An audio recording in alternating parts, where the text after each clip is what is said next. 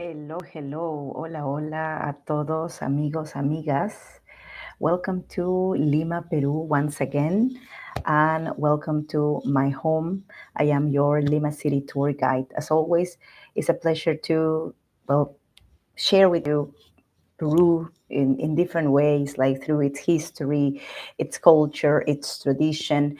I am transmitting live from Lima, capital of Peru, in two platforms. I am on YouTube and TikTok. So hopefully today's event is going to be of your general interest.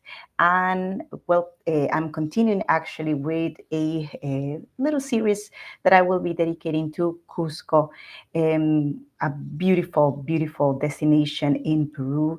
But this event is more like for information purposes to give you an idea of what you can do and see in that part of the country. And well, hoping that also, if you have a question, I'll be able to give you information that will be clear for you, and also to encourage you to come to Peru. Before I officially begin, let me tell you a bit about myself. I am a tour guide from the city of Lima, based in Lima, but also traveled to different parts of Peru with tour groups for several years.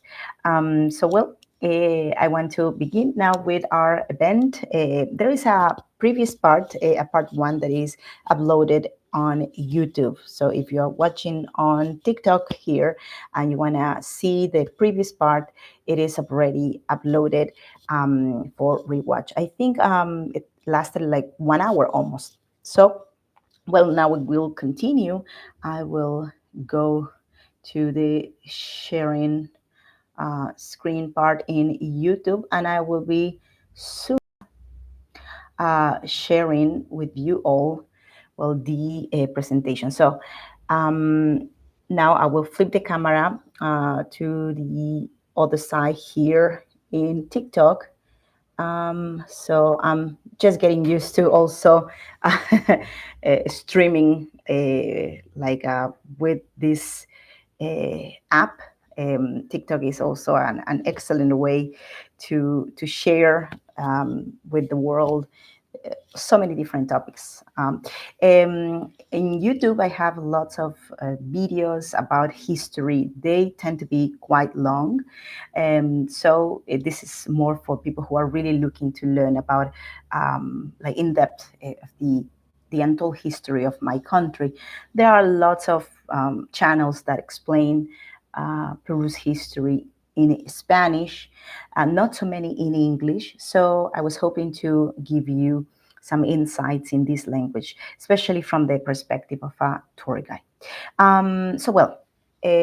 This is, as I said before, a part two of an event I did 2 days ago about Cusco, its location, a little bit of its geography. So we're going to focus today in the city of Cusco and some of its highlights.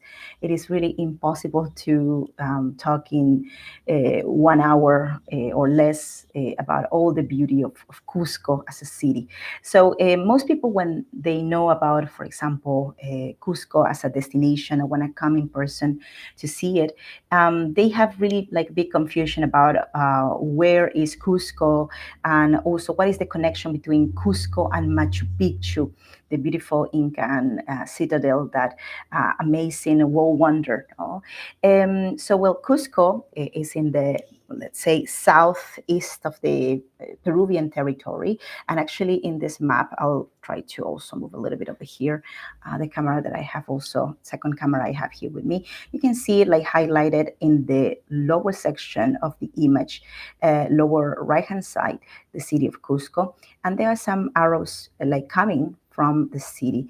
Those arrows going up to the image in red color, they show you what is known as the, let's say, most typical circuit that goes to the Sacred Valley in Cusco. I'll tell you a bit more about the Sacred Valley also in a moment, but you can notice that this arrow, this red arrow, goes in direction to another famous destination in the Sacred Valley, known as Pisac. So this route, which is usually the most, let's say, used by especially travel experts and tour companies to show you the Sacred Valley, goes along the Urubamba River, which is in this location also after Pisac. And this is considered the lower valley of, well, the Sacred Valley. There is a higher valley also, which you're going to see in a minute. So as we continue parallel to the Urubamba River, we visit, for example, the city of Urubamba, and then we continue with the red arrows and we visit Ollantaytambo. And in Ollantaytambo, well, we don't have anymore the trip by bus because it's necessary to take a train, and that's the way how you get into, well, the town of Aguascalientes, or also known as the town of Machu Picchu. So, and there is where the archaeological site Machu Picchu is located. So Aguascalientes is in this image on the upper part of the image on the left-hand side. So then the way to come back to Cusco is by returning, of course, by train to Ollantaytambo, and that's the moment when we go to another circuit through another, let's say, portion of the valley, the higher valley, and you can see like other beautiful locations like the town of, for example, Maras, which is really a salt mine space. Also, it's very, very famous for the salt from Maras, pink salt, and Moray also, which in a future event, I would like to tell a bit more about this. Oh, sorry, I didn't focus very well the camera on the location of Maras. And Maras, Moray, also this experimentation section where Incas also experimented with different altitudes and different crops. That's going to be coming also soon in another event.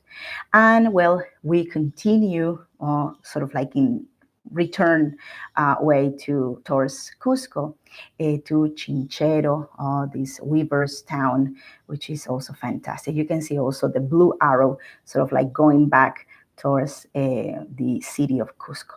So, well, most of the times people who have no idea about, well, Cusco and the differences between Pisac and Chinchero, they really want to understand like where is everything and how close is everything. So, well, this is, I think, like a good starting point to understand where is the city and, well, its uniqueness.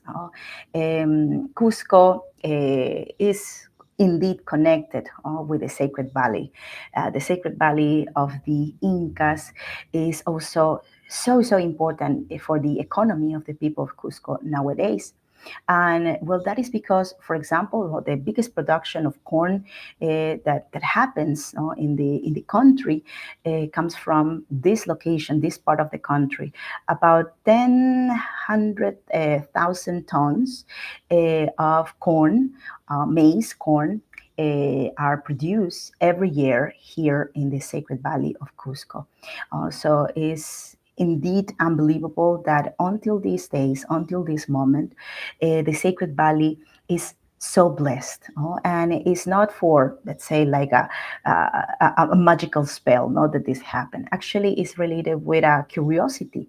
The Sacred Valley, the form, the way how the valley runs from southeast to northwest is also important because it receives lots of radiation and sunlight for basically all year round. There is more exposure to the sun in the valley, and that makes it also very much productive. So the average height of the Sacred Valley is approximately 2,800 meters above sea level, around 9,000 feet above sea level. And but of course, it's an average because the Sacred Valley is definitely, let's say, like diverse. No, it has higher zones and lower zones. As I said before, we have a higher portion of the valley and a lower valley also. So next, I would like to tell you a bit more about the importance of the valley from a more mystical way. So valleys are formed by rivers, and we have here the Urubamba River. There's a curiosity about the Urubamba River, starting from its name. No? So some people call it Urubamba. For example, when you talk to tour guides, they talk about the Urubamba River. When you talk to indigenous people from the communities that live along the river, they usually refer to it as Vilcamayo, which comes from a more proper pronunciation in Quechua, Wilcamayu. I am not a Quechua speaking person, by the way, sorry for my poor Quechua, but as a tour guide and also a descendant of families coming from the Andes. In my case, both my families came from the Andes.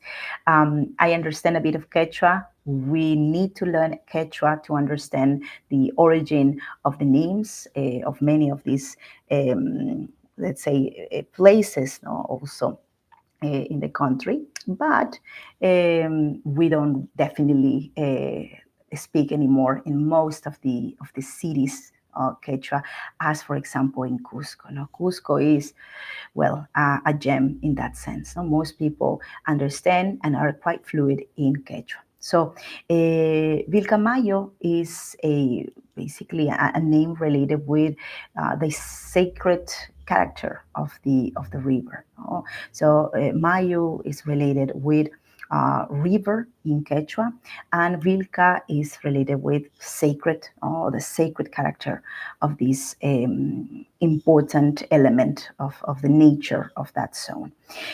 Also, another name given to the river is Vilcanota.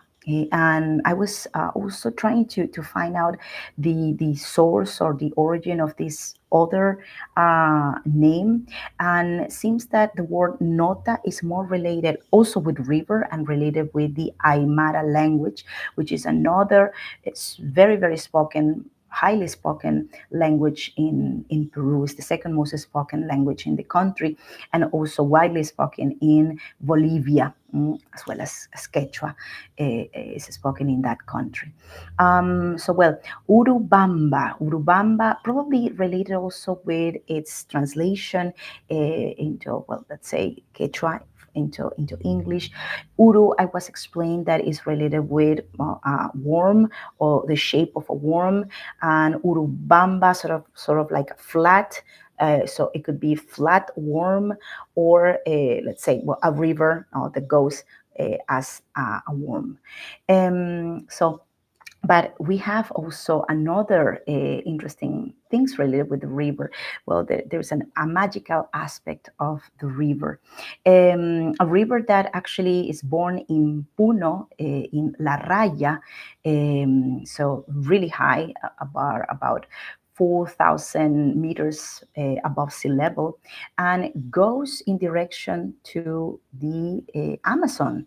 It becomes eventually part of the Amazon River, thanks to also eventually getting into the Ucayali River down in the jungle, and finally uniting to the Amazon.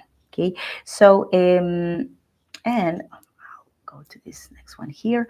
But also, well, this river has a counterpart, and I think it's more like a part that complements its presence. No, and talking about they say the duality, the aspect of the duality for pre-Hispanic people. Duality is related with, well, let's say the fertility. First of all, we need male and female for being productive, for multiplying.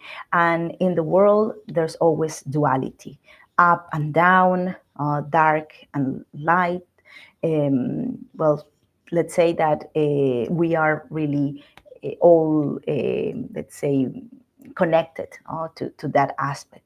So if in the earth there is a sacred Mayu or the Wilka Mayu, we have in the skies the Hatun Mayu, the big river. And the big river is basically, well, this the Milky Way, that in the Andes you can see so clearly. Sadly, well, in my city in Lima, we are not really like in touch with the stars so much as the people in the Andes. Lima has a lack of visibility half of the year, sadly. It's a combination of things, lots of humidity. Now we have like pollution. But in the Andes, still you can see the starry night and the Milky Way. And the way how the Incas and pre-Incas used to see the Milky Way is also fascinating, because instead of seeing the stars also and creating constellations or imagine constellations with those stars, and drawing figures uniting those stars, well, the Incas and pre-Incas saw, well, the dark spots in the sky. And well, those dark constellations, as they are referred to nowadays, are still really, really important, because the appearance of some of them mark moments related, for example, the beginning of the harvest of the potato, the end of the planting of the potato, the time of the rain, for example. And this is the knowledge of the people of the Andes that is transmitted generation to generation, and that, well, we receive nowadays, and we as tour guides can share a bit. But also the vast, really, information lost at the time of the conquest is so sad, because we are not able to understand full in depth, especially the knowledge that the superior authorities, the priest, the high priest, knew, because, well, that information was almost eradicated. So here you can see, for example, all these images of the above, the Milky Way, the Hatun Mayu, and you can see, well, below, sort of like a recreation of what are these constellations, these dark constellations that can be seen even nowadays. So among them, we have, for example, the shepherd, which some specialists believe it was actually a female a shepherd, because, well, it seems that there was some relations also with the work of women, and the taking care of the caring of the animals. Then we have, for example, the llama and a baby llama, the fox, snake, the toad, and several others. So, well, now I want to take you. Sorry, I don't want to go in depth too long with this part. Um, but I just want to give you like an idea of the elements and the sites surrounding, let's say, the beauty of Cusco. And today, as I promised, I will be focusing more in some highlights and attractions that you can see in the city of Cusco. And here we have, well, the main square of Cusco, and another curiosity.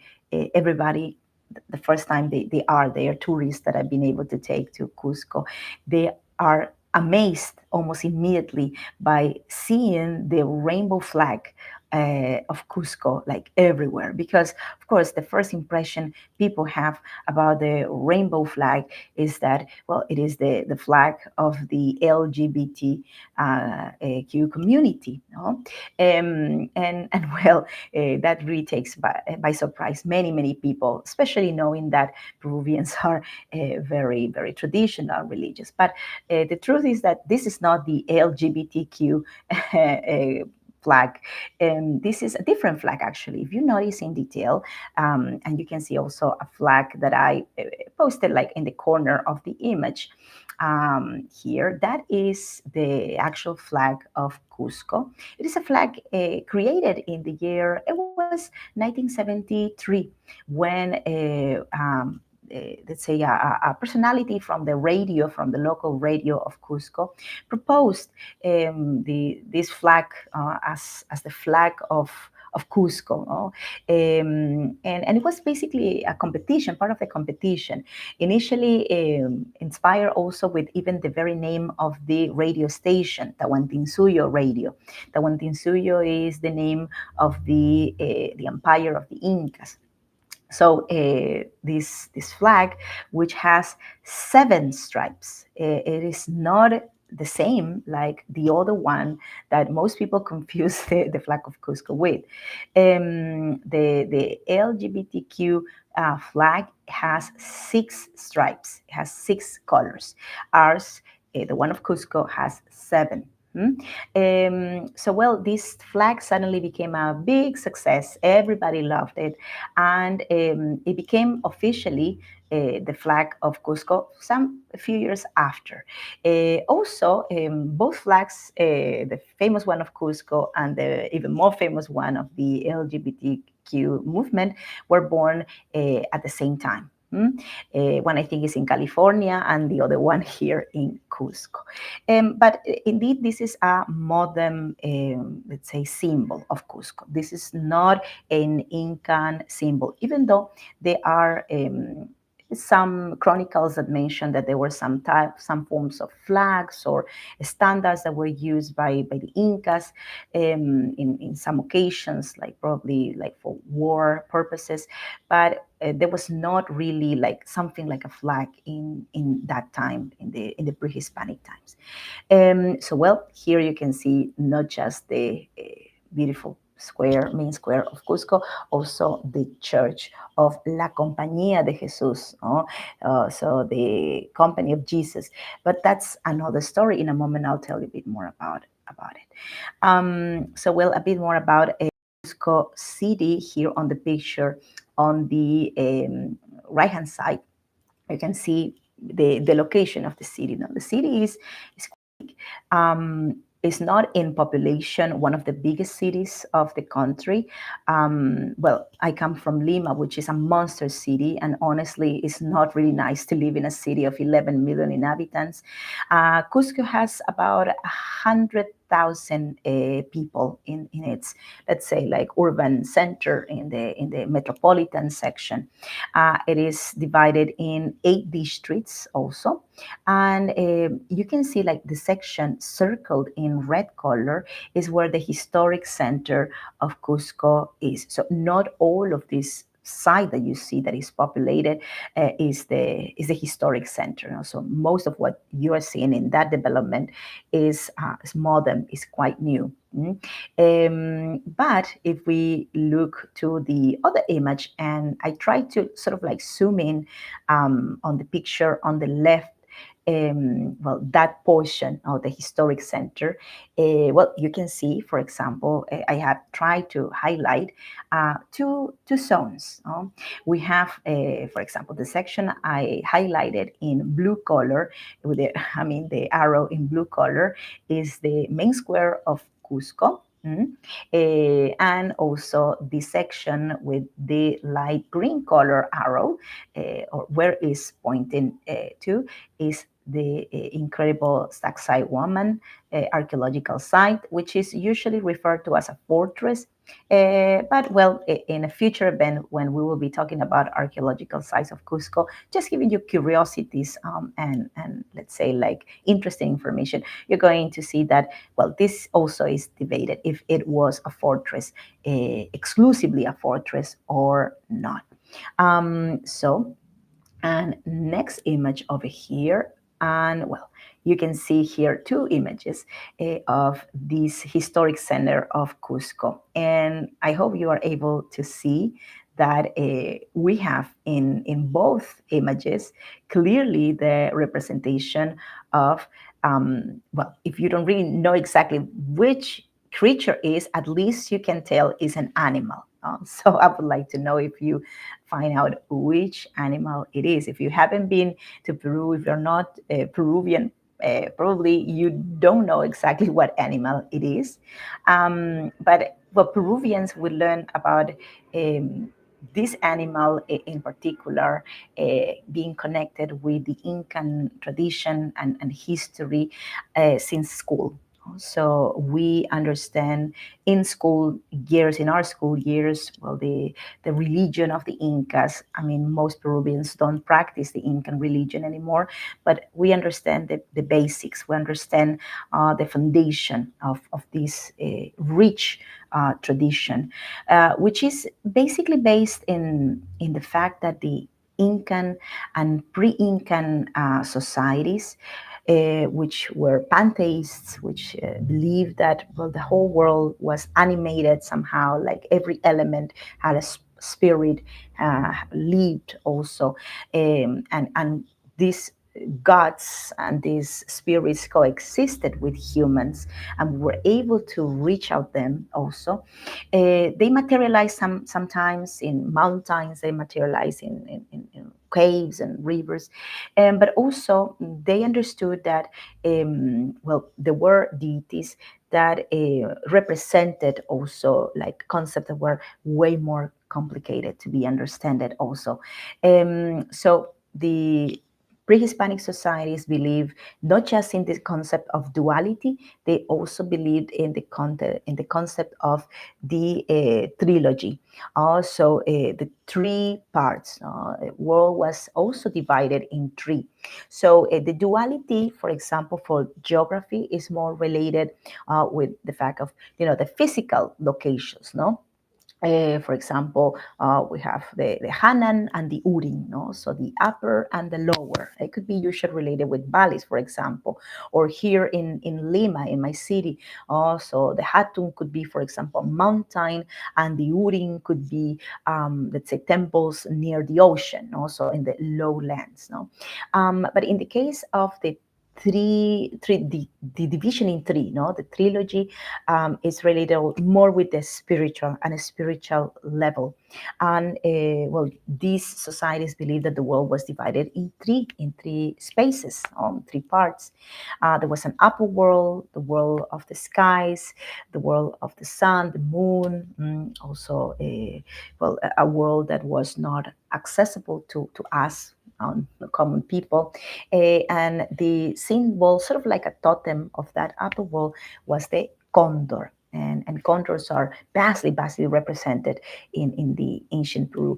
In other parts of the country where condors were not common, it could be other animals, other birds, could be owls, for example, in the north coast, etc. Well, the world where we live is the world of the puma, the world of this wild cat that we still have in the Andes. So this is the realm also of the puma.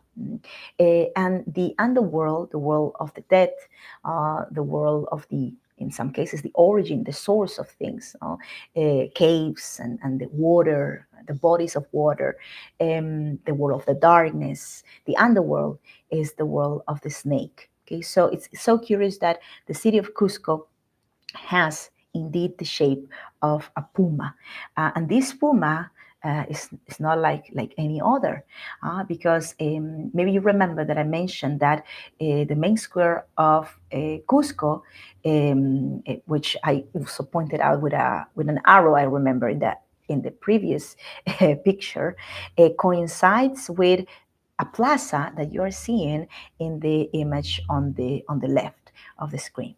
So that plaza you see over there existed in the times when the city was an Incan city, before the arrival of the conquistadors and the sudden conquest and taking over of this city from the hands of the Incas. So this plaza existed back then, and that's why there are beautiful events and ceremonies. I think the most important ceremony that also takes place in a part of it in this plaza is the Inti Raimi, as trying to do it the way the our ancestors and Inca ancestors did them. Well, of course, with some variations, as always, no. But this is a place of deep importance in the local culture, especially of Cusco. You can see evidently that the head is also important. The head of this puma, the head of this puma is Sacsayhuaman. Sacsayhuaman, this important archaeological site, also usually referred to as the fortress of Sacsayhuaman, was the head. More like there's experts who prefer to call it the temple of the lightning, for example, for certain interesting shapes, designs, and walls in that site. Also, Sacsayhuaman is the place where the quarry for the stone that was used for the construction of most of the buildings in Cusco come from. So the quarry was right there, as well as in Machu Picchu, the quarry of rock for the construction, like for the buildings in the very site of Machu Picchu, is right there. It's right in the site. Well, Cusco is the navel, or the navel of the territory of the Incas. That's why it's so important to visit it. So the plaza, the main plaza, was the heart of the Puma, and the navel of the Puma was the Coricancha. And the Coricancha, the Temple of the Sun, is from where, well, the seques, the 41 seques or lines, imaginary lines that came from that zone, from the belly of the puma, from the navel of the puma, that it's almost like in direction to the tail of the puma, by the way. That's the location of this interesting site, Coricancha, a museum also nowadays, the Church of the Dominicans. From there, like these imaginary lines reach out over 300 sites, archaeological sites, just in Cusco. And even some of these imaginary lines could go far, far, far away, projected into other regions, into other, let's say, zones of the country. So this zone was the intersection also of the four suyus, or four parts of the Inca Empire. So well, that's its importance. And well, in the image, finally, before I pass to the next to the next one, you can see the city of Cusco pretty much nowadays, and how it has been all fully urbanized. And but well, still, this city, this Puma city, also keeps and carries a lot of its Incan tradition, more for the sense of course, identity, but also because the Incan architecture didn't collapse to earthquakes as the architecture that was later put over. Oh, by the way, before I forget, also the top part of the puma and the bottom part of the puma, where the legs and belly are resting, no? But they used to be ancient rivers. Actually, the rivers still exist. The Tuyumayo River and the Sapio River, which eventually become one later. And these places of tincui, or union, or connection, they are since ancient times, since times that we can trace back to the Chavin culture, for example, in Peru. We're talking about thousands of years ago. Tincui places, zones where rivers unite, are considered magical, are considered special. And also, there is a lot of this value or idea of duality that, well, we understand nowadays. So the Historic Center of Cusco was included in the list of World Heritage, UNESCO list of World Heritage, in the year 1983. Well, I'm also very happy for that year, because that's the year when I was born. So I always keep that in mind. Okay, so well, and here we are also seeing the main square of Cusco, no? And in this case, in this image, in a day of celebration and parade. And to be very honest, this happens all the time. Cusco is probably the most festive city we have in the country, or one of the most festive cities. I don't want my friends from Ayacucho or Arequipa to get mad at me, but Cusco indeed promotes a lot. Cusco City promotes a lot festivities and parades. So it doesn't matter when you go in the year to Cusco, you will always see some parades or some events. Most of the times, religious events. And well, I think that the best time in the year, or best season to pick to come in the year to Cusco to see the activities and the, like this lively city, like in its highest, let's say, level, is in the middle of the year, between the months of June until August. And coincidentally, also, that's the time when we celebrate lots of different celebrations. The most important is the celebration that is related with the Inti Raymi. No, the Inti Raymi is the event of the year. So before going to tell a bit more about some of the buildings we can see here, just a little bit of history, So the city of Cusco, already it existed before the arrival of the conquistadors, of the Spanish conquistadors. It was a city really, really very much functional. It was a city that, according to the conquistadors and the chronicles made by the conquistadors, was at the same level of the best European cities of the time. Okay, they were very surprised for seeing how it worked so well, and it was a sacred city. It's not that everybody could live in Cusco. This was the city for the Incas, for the kings. I'm not referring Incas as in general. I'm referring Incas as the nobility or the royalty of the time. So many of the churches you see nowadays in Cusco are churches built over Incan temples, Incan houses. Houses of for example, the Inca Huayna Capac, or the house of the Inca Huiracocha. So all these famous kings, if I can compare it to a word that can be understood better around the world, these famous kings from our Incan genealogy, they had their homes in this location. And some also had parallel homes, like one home here, another home in another location, in Chinchero, for example, in Machu Picchu, no? So sort of like summer homes, no? Or homes that were used for other purposes.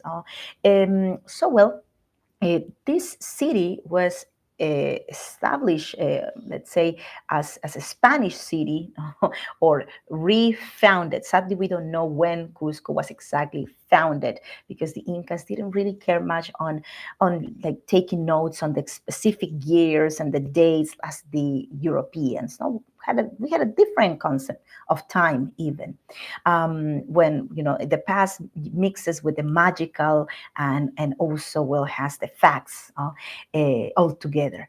So the Spaniards founded Cusco, like in the Spanish style, on March 23rd, 1534. Okay, so but the Spaniards came to Cusco before, several months before, November 1533. That's the time when they first meet the city, see the city. They built the first church. I think it was in Christopher Church, quite close to Sacsayhuaman, in a sort of like a side of the city. They were allowed to do that, but later on they gained more confidence, and finally they took over the whole city, especially after their alliances with a new Inca who was used as a puppet Inca, Manco Inca. So we continue, and well, this is a bit of a close-up into the main square of Cusco and its original name. Okay, so the original name of the main square of Cusco is still in debates. There are a lot of debates because sadly also the Quechua pronunciation, just vary a little bit in an accent, and you have a complete different result. And there are like three possibilities about, well, the original name of this plaza. Well, the first one is Wakaipata. Wakaipata will translate to place of sadness or sorrow, probably related with events also that took place in the very square. By the way, the square nowadays, the size of the square is basically the half of the original size of the square, and you can even see River Sapi going across the center of the square. The other name, Aucaipata. Aucaipata probably refers to like warrior, or the Plaza of the Warrior. Okay, this all coming from Quechua. And finally, one last possibility could be Huacapata, Huacapata, which to me also sounds very familiar because tour guides, we all the time are talking about huacas, huacas. If you're Peruvian, you probably hear, no, that the archaeological sites are usually called locally by the name Huaca. So Huaca Pata. Huaca, we usually use this word that comes from Quechua to refer to a physical like building and a structure that is pre-Hispanic, that was a temple or a shrine. Okay, but huacas also were, it could be sometimes like hills, could be mountains, and could be even people. Also, it was more related with the sense of a spirit that live, or a god that live and reside in the place, in a site, or an energy. So probably that's why, well, the word huaca and pata is basically like a space, a plaza for like purposes, religious purposes. So, well, since the arrival of the conquistadors, we have, well, no longer used the original names of the main square. We call this place Plaza de Armas, or Weapons Square. Plaza de Armas. It is also completely acceptable and okay to call this space Plaza Mayor, or Main Square. But to be very honest, it's not really that popular in Cusco to refer to this space as, let's say, Plaza Mayor. In Lima, in my city, for example, we prefer to use Plaza Mayor nowadays to the main square, okay, and not the Armas or Weapons Plaza. Okay, so we are seeing here the incredible Cathedral of Cusco. Isn't it beautiful? And it has like a lot of different details and styles, and for parts inside it looks Baroque, and it looks Gothic, or very, very late Gothic, by the way, Neo-Gothic. So it has, this is an sort of like a Frankenstein of many beautiful styles that eventually look really, really pretty, no? And most of our churches in Peru and in the Latin American portion of the Andes, like, for example, Ecuador, Bolivia, and Colombia, no, they have churches that have these mixed influences. In Peru, one of the reasons why churches were so mixed, like a mixed match of different styles, is because of the earthquakes. We had so many earthquakes in our history, and the necessity of restoring sometimes just parts of the churches. The zones that were more sort of like delicate or tended more to collapse after earthquakes were the bell towers, for example. So it's very common that we keep like retouching bell towers, or the domes, the rooftops of the churches. And with the rooftops, if the rooftop collapse, well, it's necessary to change all of the ceilings inside, and most of the times altars that were affected. So that's why churches in Peru, at least, have so many different styles from different epochs in the same place, in the same structure. Okay, by the way, in the ancient pre-Hispanic times, before the arrival of the conquistadors, seems that there used to be a very important residence here. This was the residence of Huiracocha. I was looking for also information for you today, and also refreshing my information from my times when I used to take tour groups to Cusco. And well, this also came again to my mind about, well, the this place being home of Huiracocha, one of the Inca kings of our history, father of Pachacutec.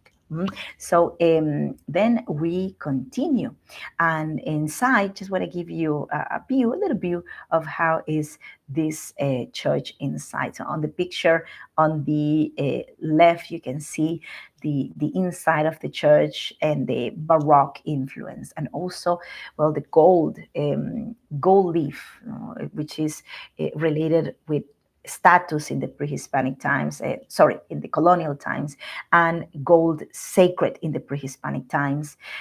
Gold was the sweat of the sun in earth, and silver the tears of the moon in earth.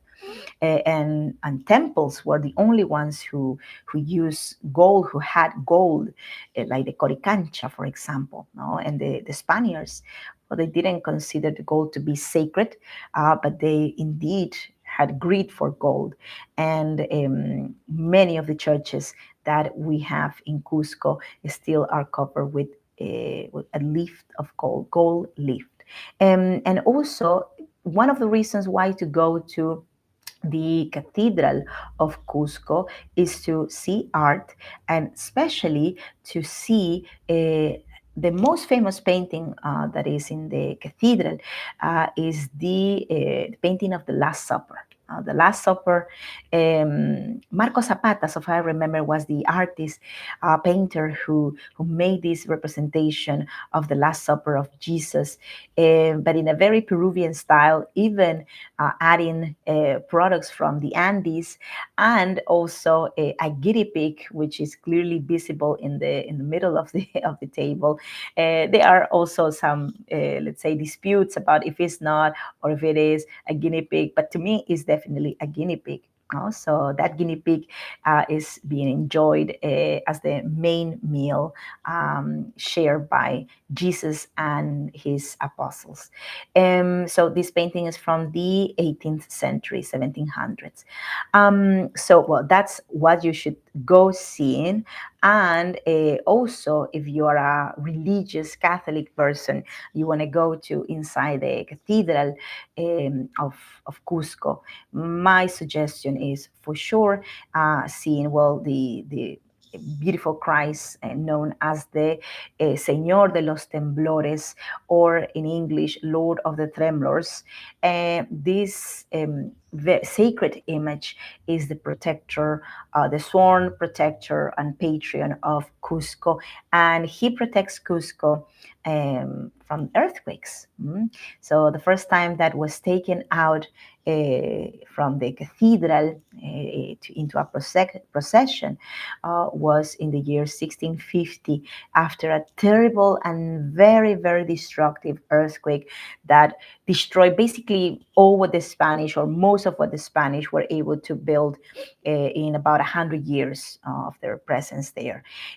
So the image, which according to some traditions was given as a present from the King of Spain back then to Peru, and then there's also a whole travesty of the image that was not able to make it to Cusco in person. This is sort of like a legend, a tradition about the image. So it became so heavy at some point that it couldn't be carried anymore to be taken finally to its final destination, Cusco. No? And the idea was fighting, repelling the worshipping of the indigenous, of our indigenous people, of their gods. No? So the intention was bringing this image of Jesus to help in the process of the evangelization. And well, Jesus didn't want to come here in in person, no, to Cusco. So a replica was done of that Christ, and that's the one that was made by a Peruvian artist, also the one that finally was kept in the cathedral. But this is one of the legends and one of the stories about this Jesus. Well, the earthquake of 1650 was the reason how this image became protector of Cusco, because according to the tradition, the moment the image of Christ came out of the church in procession, the earthquake stopped. So people immediately attributed this image, well, the power of protection. And you can see also these flowers coming down from the cross. Well, these flowers are known as Nuchu flower. So the Nuchu is a flower, red color, like almost like vibrant red.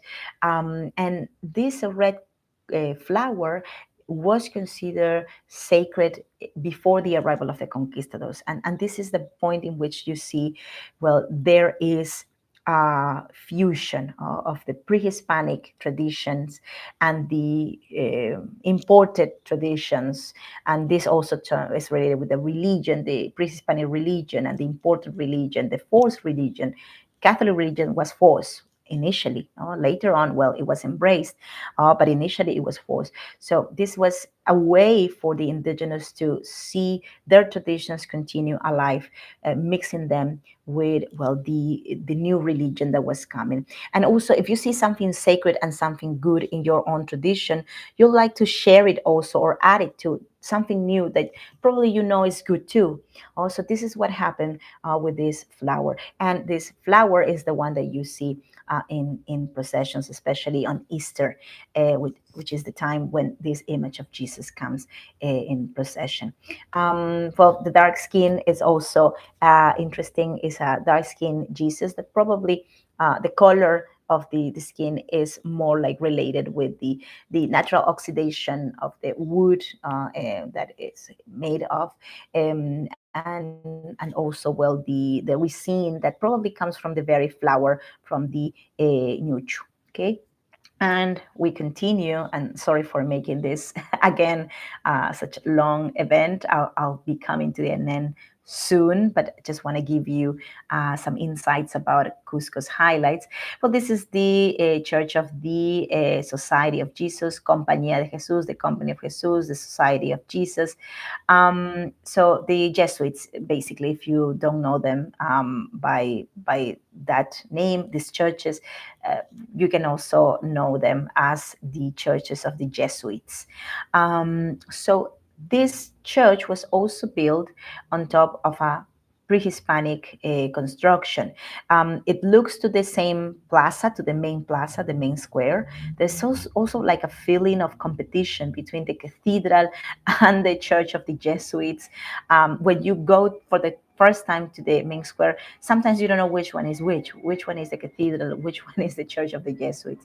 The Jesuits had at some point lots of power, so much power that they were finally expelled from the territories of the Spanish in the year 1767. And the power accumulated was also related with the influence they had among certain groups of noble families, existing yet noble families that were Catholic. We're talking about way deep into the colonial times, viceroyal times of Peru, but that were at some point seen, let's say, as dangerous to the monarchy of Spain. So they were champions of the education, basically, of the indigenous. They had excellent schools also, schools in Cusco, schools here in Lima, in my city. And well, the building was also built over pre-Hispanic construction, the Amaru Cancha. Amaru means snake, it's a sacred snake, and cancha is space. So it could be house, could be home of the snake. So also I remember that this construction or this Amaru Cancha was the palace of Huayna Capac. Okay, so well, another home of an important Inca. And here you can see the altar, the main altar inside this church of the Company of Jesus. Well, look at this immense altar. It is 25 meters high, 12 meters wide, and is all covered in gold. It's a gold leaf altar. So it's incredible that we still have something like this in a church without armed guards. So, and that's also related with the big respect Peruvians have, and now visitors, of course, have towards these buildings. Like, doesn't matter if you are Catholic or not, this really takes you like by surprise, no? So, well, this is the highlight of the Church of the Jesuits, and I think just two more. Okay, so I have many more, but that will be for next time. So we have here the Church of the Dominicans, Saint Dominic's Church, the Coricancha, the Temple of the Sun, taken by the Spaniards, by, in this case, the Dominican order, and being transformed into a church. This is something, well, the Spanish also did even before they started their conquest in the Americas, no? And that's because, well, since the time the conquistadors, oh, sorry. Uh, just give me a second. I'm trying to check on something very important. And I think I have like some issues with my other transmission.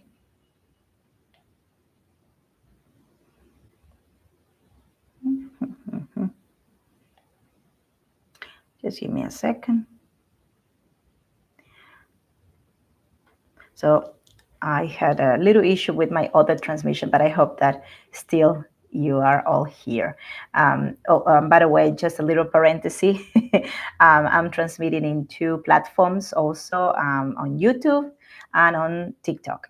If you wish to see also my full recorded events, I will not be able to post them on TikTok, but my recorded events are on YouTube, and you can visit Peru History Adventures with Vanessa Vasquez. That's the way how you find me there. Okay.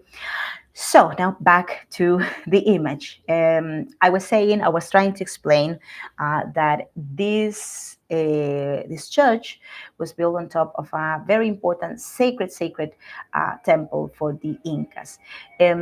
This was not just the temple of one Inca monarch, and I mean, of course, that those were very important, but this temple was the most important among all the important that we had in Cusco. So important that was loaded with gold.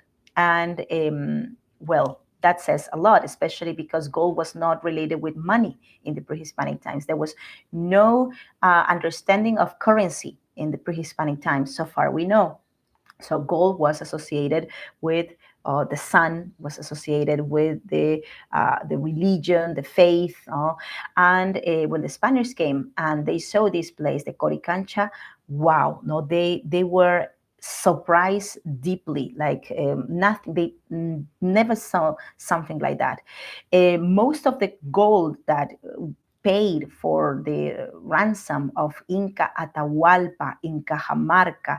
The last Inca king was taken captive prisoner by the Spaniards for several months in the north of Peru, and he offered for his liberation a ransom, a billionaire ransom, of gold and silver. Most of the gold that went to that to pay that ransom came from Coricancha, and the second place was Pachacamac in Lima. So, well, The chronicles of the time mention, especially the ones from Inca Garcilaso de la Vega, a famous Cusqueño, son of an Spanish hidalgo or soldier of high status, and an Incan princess, Princess Isabel Chimpuocchio. He heard from his relatives in Cusco while he lived in Cusco that this temple had animals in real size and trees in real size of gold. So just imagine the amount of gold everywhere. But the part of the Incas, the Incan part of the Coricancha, is basically like from the foundation of the church down. So all that material, the darker color stone, is Incan, and what is on top is the Spanish addition, the Spanish added part, the church. Okay, so this was the way to Christianize buildings. I remember I was saying something about the Spaniards in the period of the reconquest of the Iberian Peninsula by the Christians, when the Spanish, Christian Spanish, they took back territories that were in some cases like controlled by Muslims for about 700 years or more, like Granada, for example, in the south of Spain. The beautiful architecture, the Islamic Muslim architecture in the Iberian Peninsula was Christianized. Also, they kept parts of those churches, and parts also were changed. So they knew to admire sometimes, and even prioritize the aesthetics sometimes of certain buildings, to that, of course, Christianizing them to keep them. So, well, the church that you see there, the Church of the Dominicans, is a church that was reconstructed after the earthquake of 1940. So, from all of the buildings in Cusco, and I hope you can have a time to see online pictures about the destruction that happened in the year 1940 by the earthquake of Cusco. The church and the building that was the most destroyed by the earthquake was this one. So almost all what you see there of the Church of the Dominicans is reconstruction of that happened started years after the earthquake. But surprise, surprise, all the part of the Incas remain perfectly like standing without any big damages. Okay, and here is the way how we believe well, the Coricancha looked like in its days of glory. The chronicles mention about gardens inside with these animals of gold, and also walls covered in gold, and more, and the rooftop of the houses inside also with gold or covering gold. So, well, incredible. No? Well, amigos, I just want to give you a little introduction to Cusco, and hopefully I'll have you next time in my next surprise event. So let me also stop sharing this, and I'll also look to you in both platforms. Just give me a second.